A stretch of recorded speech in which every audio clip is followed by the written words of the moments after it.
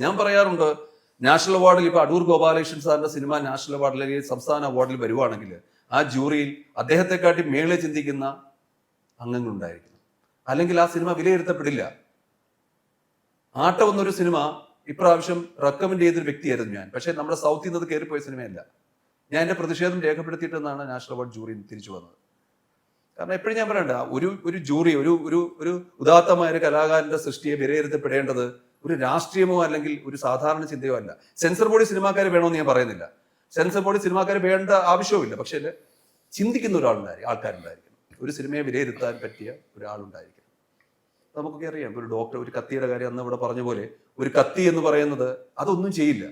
അത് ആരുടെ കയ്യിൽ കിട്ടുന്നു അവനാണത് എവിടെ ഉപയോഗിക്കണം തീരുമാനിക്കുന്നത്. ഒരു ഡോക്ടറുടെ കയ്യിൽ കത്തി കിട്ടിയാൽ അവനൊരു ജീവൻ രക്ഷിക്കും. പക്ഷെ കൊലയാളിയുടെ മുമ്പിൽ ഒരു കത്തി കിട്ടിയാൽ അത് ജീവൻ എടുക്കും. സെൻസർ ബോർഡ് അത് തന്നെയാണ്. ഏത് സർക്കാരും സംഘടനകളും അങ്ങനെ ആയിരിക്കണം.